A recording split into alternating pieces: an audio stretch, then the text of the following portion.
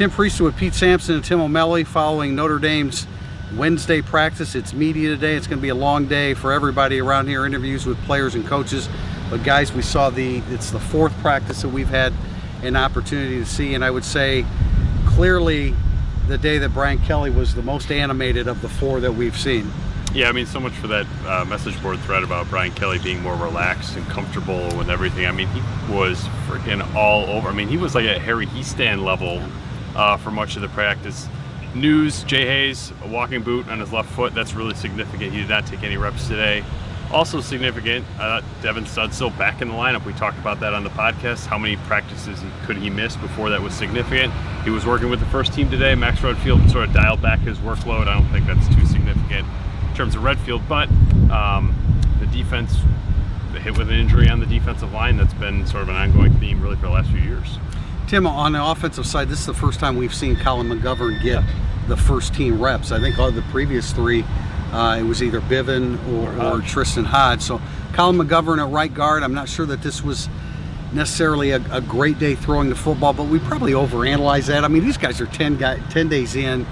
Their arms and shoulders must be really weary. What did you see offensively? You know, they both had their moments. At one point I wrote down Zaire looks sharp, and then right after that in a red zone drill, Kaiser threw 4 for 4 for 4 touchdowns, and Zaire was, I think, 2 for 4. So they keep going back and forth. I actually think the one takeaway we're going to hear about, I don't know if he'll bring it up as much because it's media day, is the offense had to run a lap there at the end of practice, and Kaiser led the lap because he was involved in the rep.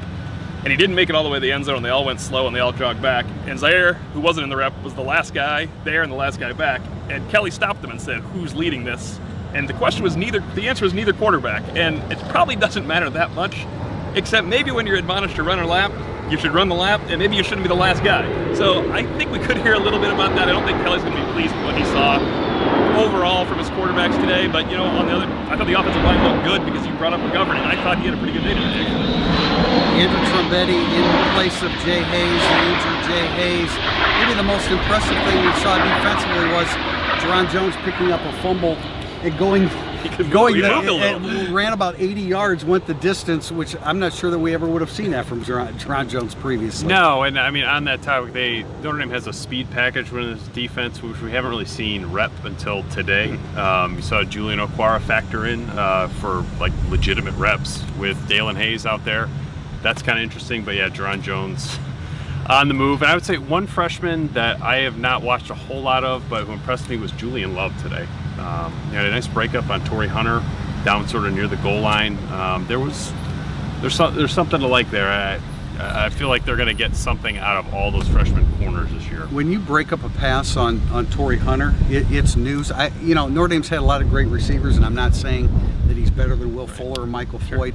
But when it comes to making a catch with a defender between the ball and him, I don't know how he does it, but he seems to find a way to come up with a catch. When there's someone on the far end of the field and I see a guy make a good catch, I'm always thinking, oh, is that one of the freshmen? Oh, no, it's Torrey Hunter. I just think he's head and shoulders. He's just more polished than all of them are now, and he's the key. He's got to bring him along. I will say one thing. I thought, and it's almost always in 7-on-7 or 1-on-1s, but C.J. Sanders keeps making plays, and I think that we're trying to look for that second guy. At least going into Texas, I think they're going to be most confident that C.J. Sanders is going to help them in the passing game. And I think all those big plays, I think he's 4 for 4 in big plays against Max Redfield. Yeah, that's a bad one-on-one matchup. Yeah. That shouldn't happen. Okay, that's it with our instant analysis. We have a ton to do today with the interviews with the players and coaches, and then back in the podcast mode again on Thursday.